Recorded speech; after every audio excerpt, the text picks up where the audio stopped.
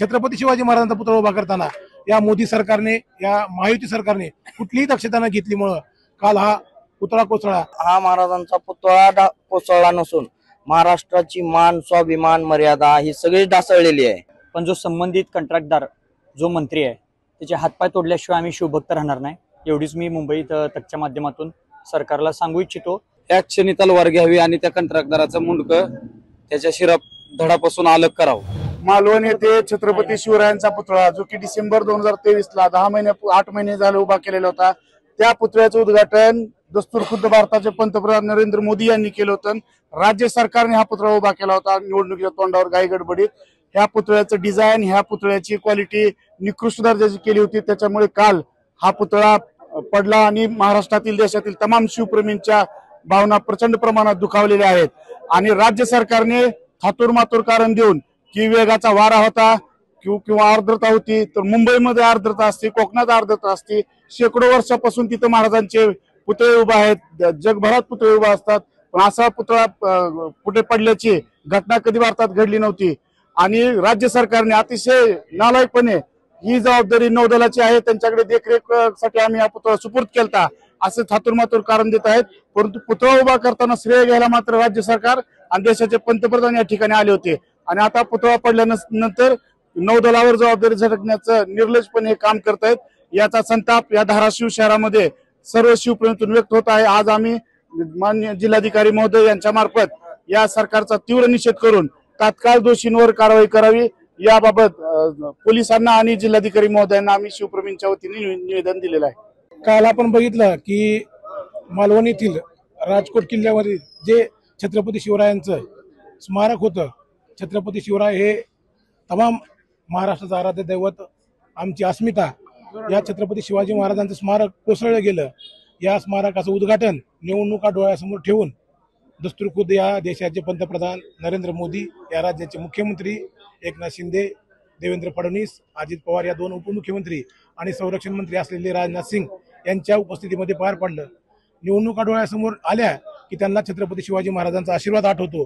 आपण बघतो की गुजरातचा जो भ्रष्टाचारी पॅटर्न आहे त्या पॅटर्न आज महाराष्ट्राच्या अस्मितेवर घाला घातला।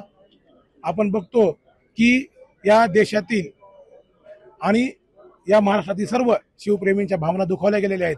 आपण बघतो की छत्रपती शिवाजी महाराजांनी बांधलेले किल्ले असतील, गड असतील, 350 वर्ष झालं, त्यातील एकही चिरा साधा ढासळा नाही, परंतु 8 महिन्याखाली उभा राहिलेलं छत्रपती शिवाजी महाराजांचं स्मारक 8 महिन्यामध्ये कोसळलं जातं। म्हणजे या सरकारने ते काम होताना त्याचा दर्जा तपासला नाही, म्हणजे अत्यंत निकृष्ट आणि दर्जाहीन काम झालं।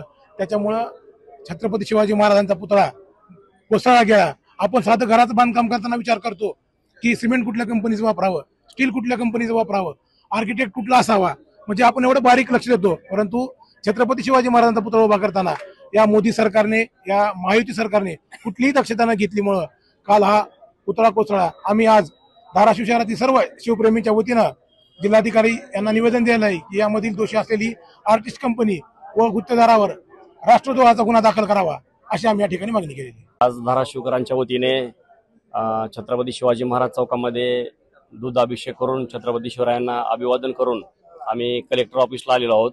या ठिकाणी आम्ही कलेक्टरांना विनंती केलेली आहे, आजच्याच तात्काळ जे सिंधुदुर्गमध्ये छत्रपती शिवरायांचा पुतळा उभा करण्यात आला 8 महिन्यापूर्वी, तो पुतळा इतका निष्कृष्ट दर्जाचा उभा केलेला होता, त्याच्यामध्ये ते आर्किटेक्ट जे असेल त्याच्यामध्ये तो जो टेंडर त्याच्या नावाने काढलं, जे त्या विभागाचे मंत्री आहेत आणि या उद्घाटनाला जी प्रमुख व्यक्ती होती यांच्यावर तात्काळ गुन्हे दाखल झाले पाहिजे, असे धाराशिवकरांच्या वतीने आम्ही आज कलेक्टरांच्या मार्फत विनंती आज केलेली आहे। जर हे गुन्हे 4 ते 5 दिवसाच्या आत सगळी प्रक्रिया जर नाही झाली तर संबंध महाराष्ट्रामध्ये पुन्हा याचं पडसाद चांगले तीव्र उमटतील। आमच्या भावना सध्या तर उग्र आहेत, पण आम्ही सध्या शांततेत घ्यायचं ठरवलेलं आहे। कारण जर भ्रष्टाचारी एवढं फोफावलेला आहे आपल्या महाराष्ट्रामध्ये, कशामध्ये भ्रष्टाचार करावा हाच त्यांना कळना गेलंय। जर महापुरुषांच्या स्मारकामध्ये जर तुम्ही भ्रष्टाचार करून जर ते स्मारक 8 महिन्याच्या आत जर कोसळत असेल तर याच्यासारखं दुर्दैव कुठलं नाही। मी तर म्हणतो हा महाराजांचा पुतळा कोसळला नसून महाराष्ट्राची मान, स्वाभिमान, मर्यादा ही सगळी ढासळलेली आहे। आणि याचा जेवढा निषेध करावा तेवढा कमी आहे। आम्ही कलेक्टरना आता निवेदन दिलं जिल्हाधिकाऱ्यांना की बाबा याच्यावर दोषीवर कारवाई करून त्यांना अटक झाली पाहिजे आणि जर याच्या 8 दिवसामध्ये किंवा 10 दिवसामध्ये काय तोडगा नाही निघाला तर सकल शिवप्रेमी व सकल मराठा समाज धाराशिव यांच्या वतीने जिल्ह्यामध्ये उग्र आंदोलन करण्यात येणार आहे।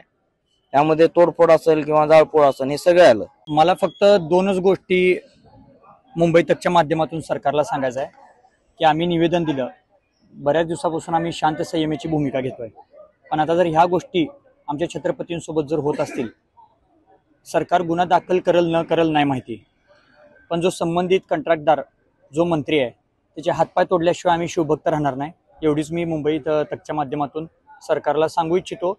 मग ह्याला सरकारने दमदाटी समजावी किंवा वॉर्निंग समजावी किंवा आमची हुकुमशाही समजावी। त्या कंत्राटदाराचे आणि मंत्र्याचे हातपाय तोडल्याशिवाय आम्ही शांत बसणार नाही। खरं तर शिवप्रेमींना जर आपल्या भावना ह्या ठिकाणी जर कोणी विचारायचं असेल तर प्रत्येक महाराष्ट्रातल्या शिवप्रेमीची भावना एकच आहे की या क्षणी तलवार घ्यावी आणि त्या कंत्राटदाराचं मुंडकं त्याच्या शिराप धडापासून अलग करावं। परंतु ह्या कायद्याच्या राज्याचा आम्ही कायद्याचा संविधानाचा एक भारतीय नागरिक असल्या कारणाने सन्मान करून थोडे दिवस आम्ही वाट पाहणार आहेत। जर ह्या 2-3 दिवसामध्ये त्या कंत्राटदाराला व त्याच्यामध्ये सामील असलेल्या प्रत्येक आरोपीला शिक्षा जर नाही झाली तर पुढचं पाऊल आम्हाला उचलायला काहीच वेळ लागणार नाही आणि आम्ही त्याचा विचार सुद्धा करणार नाही। मालवण मधील घटना अत्यंत निंदनीय आहे। 24 फुटाचा महाराजांचा पुतळा जमीनदोस्त झाला, तर ह्या मोदीने 10 वर्षात जे अरबी समुद्रात मोठा पुतळा महाराजांचा उभा करतो म्हणून मत मागून जे देशात राजकारण चालवलंय ते तर काम मोदीच्या काळात होऊच नये।